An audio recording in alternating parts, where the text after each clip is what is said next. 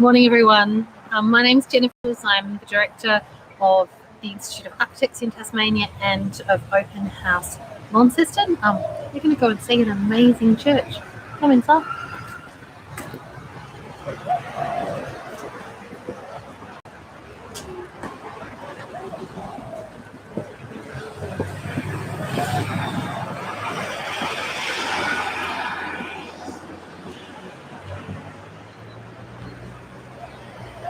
So we can see here this amazing church with paint peeling off it. I'm really interested to see what's inside.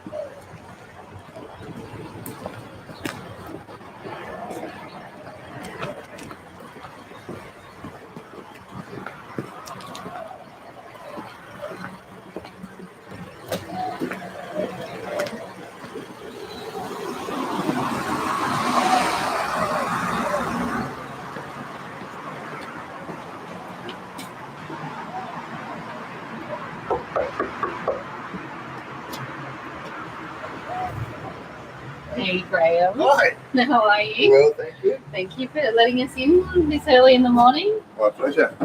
Graham Walker. Graham from Walker Designs has owns this building, has done since I believe about 2011. Is that right? Thereabouts, yep. Yeah, and he has designed the interior of this building, so he's about to show us through.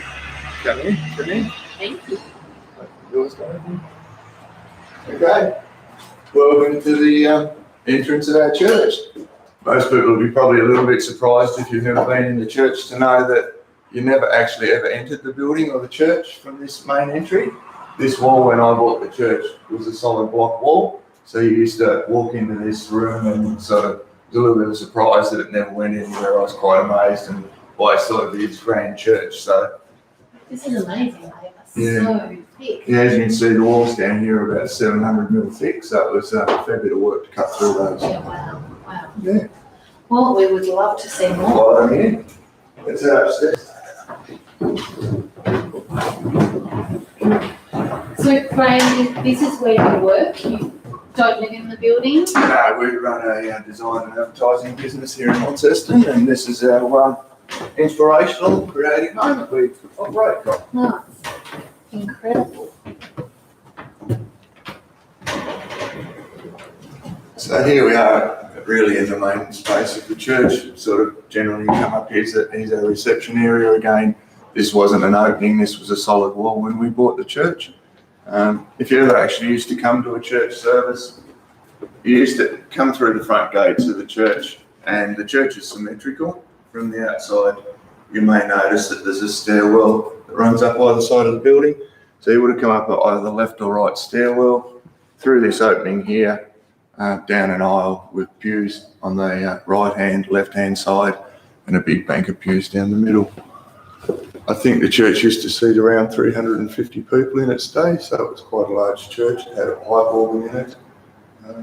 All the windows are still original in the church. Ceiling colour is still original. We did repaint it. The architect's theory was that it was like looking up to the skies or the heavens with the blue, so I thought it was quite a nice rationale. So we You kept that? Yeah, kept with that. So when you came here in 2011, where did you start? Because it seemed to be such a huge undertaking. Yeah, it was a big project. I suppose I really first of all started just thinking about the functionality of the building and how we might work from it. As far as tackling problems that we encountered through the building, I really just sort of tackled them one at a time. Yeah. I think that there's an answer to every problem if you sit there and look at it for long enough. So it was just breaking it down into individual blocks. A lot of people would walk into the church and see that scale of work that you just mentioned and be really daunted and couldn't see anything but problems, but I sort of really just broke it down and thought, well... Are you one of these amazing people who sees solutions? I like to think so, but yeah, I do think there's an answer to every problem. Yeah, it's a great way to see the world. And so how, this as a project, from when you came in to you completed the sort of construction phase, how long did that take you? It took us 8 months to do the work. It was a really big project. It was an ambitious project, and every day was costing money, so I spent as many hours and weekends and nights as I possibly could here, and we managed to achieve it in 8 months. That was amazing. It was a huge job. great if you could show us through. Look, I suppose some of the highlights of what we did, we tried to not interfere with the main building as little as we could. Probably the most impactful thing was putting the stairs in, which was something that we had to do really to gain a functional access into the building from the front doors. We have our sort of main meeting space in the middle. As part of the project, we tried to recycle and repurpose bits and pieces. So you can see we've taken floorboards there and created the light that sits over the boardroom table and tried to inspire various things, the desk ends from the front doors, the pattern that you see in the end of the desks. It wasn't actually derived from any architecture in the church, but it's a Gothic wallpaper from the 1850s, which is the period the church was built. So drew inspiration from that and then blocked it out a little bit like the flaky paint on the outside of the building. Fantastic. If you want to have a quick look, we can have a quick look upstairs. It's a different view of the building.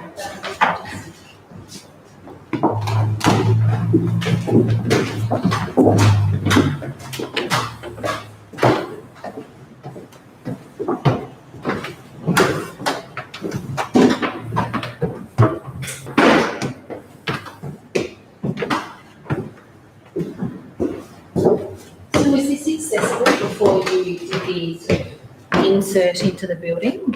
Up in the tower, there were some ladders that zigzagged from the floor down, and there were overhead. There is a hatch here above my desk. There were hatches through all of the floors, even in the main entry. When you come in, you can see that there's a hatch above you, and that was so that they could get the bell up into the tower originally. The bell's still up there. It is a large bell, I think it weighs 3/4 of a tonne, and there was only 2 places in the world that could cast bells at that size when the bell was cast, and that was done in London. Right, wow, and they shipped it out, obviously. Yeah, so there are a lot of things that were shipped out. The fence was shipped out from London, the bell was shipped over, and I believe some of the timbers in the church come from London as well. Incredible bricks in the building, and there's so many of them. Yeah, I think there's 600,000 somewhere in that vicinity. They are convict-made bricks. The church wasn't built with convict labour, but the bricks are convict bricks. And is this your office? This is my nice little hideout from the world. You are a very lucky man, is all I can say. Yes, no, it is quite incredible. Nice, inspiring place to be. So we do have a few little quirks in the building. The grass on top of the boardroom table there. A lot of people think we come up here and play golf on the day, but that's really just a creative solution to how we might hide the dust on top of the boardroom.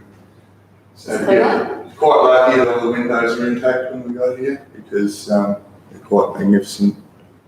And I'm really interested in the way that, so you've got your insertions, but for a lot of it, you've actually kept a lot of this original, like the fabric and the history, and you've not tried to cover it up. So you haven't chosen to sort of put a wall treatment on those original walls, and it's really, it looks very beautiful. Tells an amazing story of the history of the building. The ghost must be here or something. We just lost a couple of lights. I'm not sure what's happened there. But do you have a ghost? No, we don't have ghosts, unfortunately. It was it's a beautiful patina on the walls there, and as we maybe move around the room, I'll just point out there's some hand-painted stencil work around the walls as a frieze, and those sorts of things really point out. I'll tell a story of the church that I thought was important to keep, and it's not easy to recreate a 155-year-old patina on a wall, so I think it's worth hanging on to. No, I don't think so. The timbers, these are incredible, and it looks like you've just kept them as they were. Yeah, kept them as they were. As I said, fortunately, most people are quite surprised that the church is actually in quite good condition from the inside. Obviously, there's a lot of deterioration with the paint and rendering, but structurally and from the inside was really quite lucky with most of that. Yeah, it's amazing. Yeah, the poles, a few of the columns and the ornate corbel areas, they were all blue when we got here, just painted blue. So one of my creative friends, the sign writer Rob Knott, came in and hand painted and did his best to reinterpret how we thought they might look. So I think they came up quite well. Yeah, that's amazing. Yeah. Okay.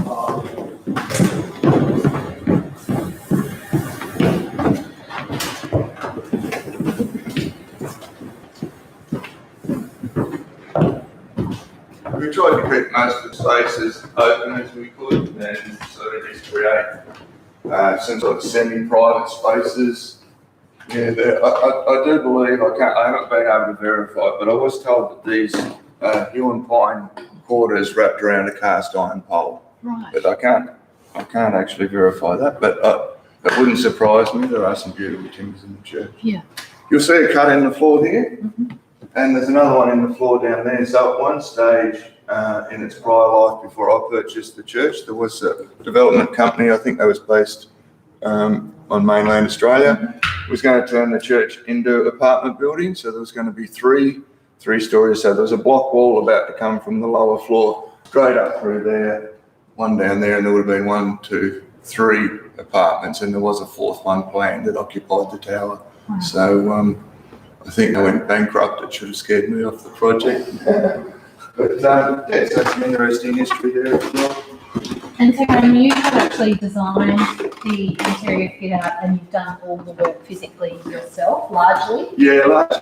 I've got builders here. One of my friends who's got a building construction company, GLB Constructions. He gave me a sort of a leading hand builder and an apprentice, and between myself and those two guys, we were here full time working on the building, 7 days a week often, and then obviously your other trades, electrical and so forth. But interior design and fit out and functionality was a concept that I developed and either executed by myself or team members if I didn't have the time to work on some of the detail. And it was an 8-month labour of love? Yeah, I think it was like 116 hours a week there for a while, so it was wow. a pretty big effort. But worth it? Yeah, well and truly. And looking at it, it's incredible, but... Yeah, there probably would have been easier paths, but I think probably not as rewarding. I did develop in the early days different plans. Some were from a greenfield site where it might be a modern looking building, but then as I look at it, I think in 10 or 15 years time, unless I really nailed it, it might look like a building that was great 10 or 15 years ago, whereas the church is 155, 160 years old.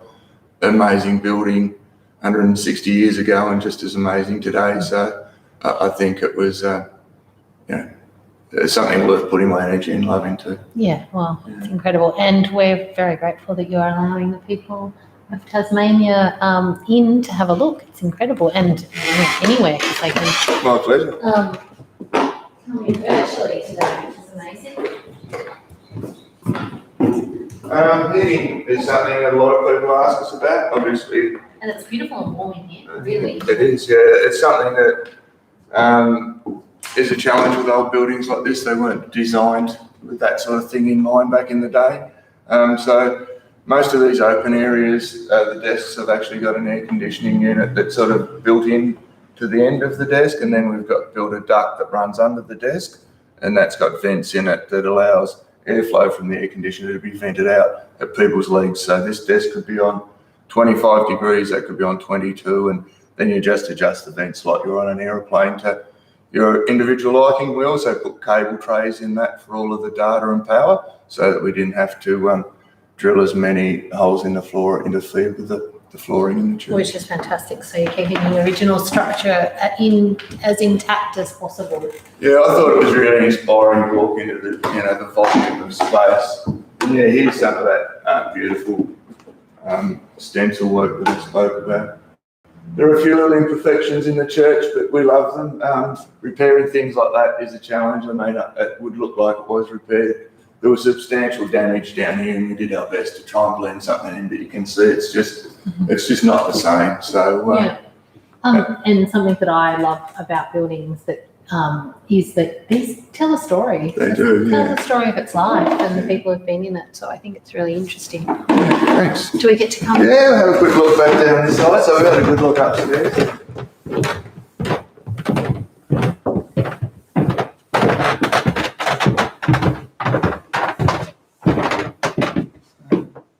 We might head to this demonstration. So here's the back door to the church. The church always used to have a caretaker history.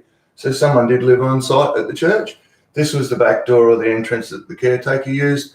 And then he essentially had 2 rooms. And there was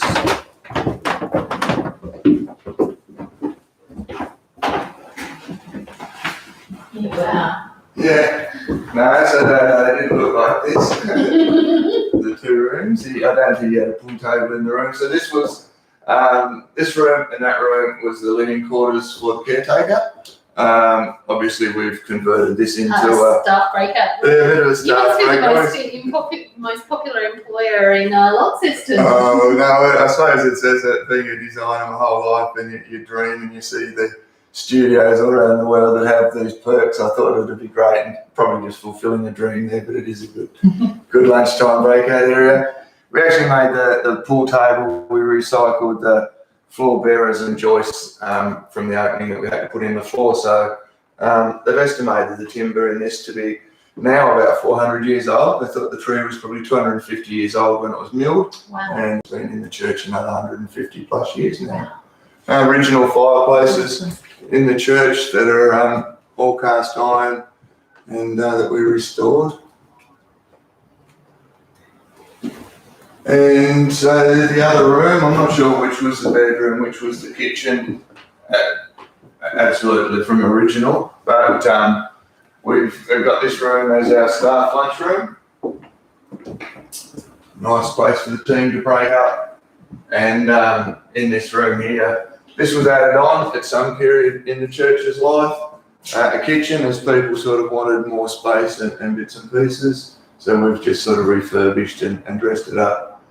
Staff bathrooms functions really well. Yeah, nice. And now, is there anything more that you'd like to show us, Graham? Oh, we can have a quick little look down. We do have a couple of other little surprises. And, do you? Great. Yeah. We love a surprise. That's what open house is all about. This is amazing. Yeah, we call this the crazy hall. I think it was maybe because the builder thought I was crazy. This was all the individual panels were drawn up on a computer and cut on with computer routers. These actually all turned up glad wrapped to a pallet, just individually numbered. And most people that looked at it just went, "You're absolutely nuts." So no, we had a plan and it all came together. Worth the effort, I think. So we just have a production room there.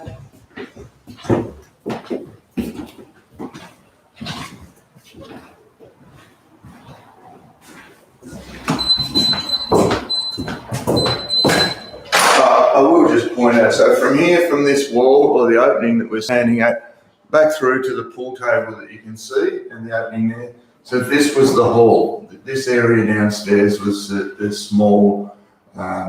So church took place upstairs. They used to have Sunday school down here, some community gatherings and dances and things like that.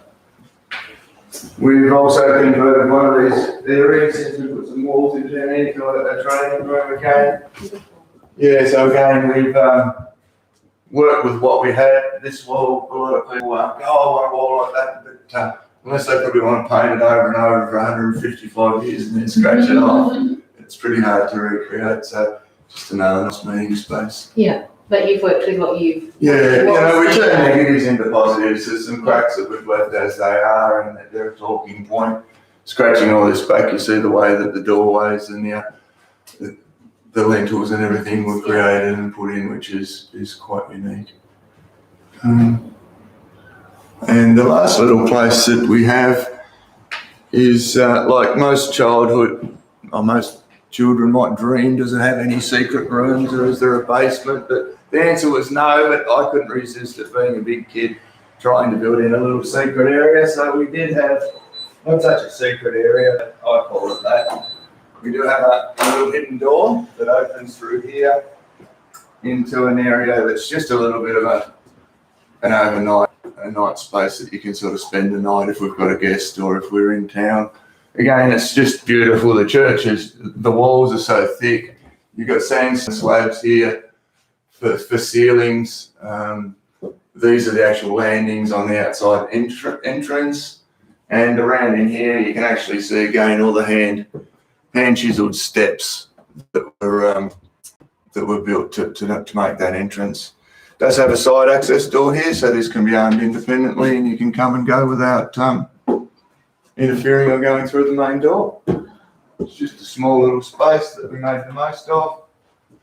Again, you get to see the beautiful bricks, a small little bathroom on the side, and it's just a a nice little hideaway to sit and appreciate some of the images that photographers have taken over the years and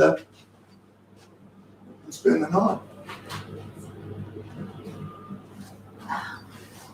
Well, Graham, thank you so much for your time. My pleasure. Showing us through your great stories about the building and your experience with the building. I hope everyone's enjoyed it. Thanks so much. Cheers.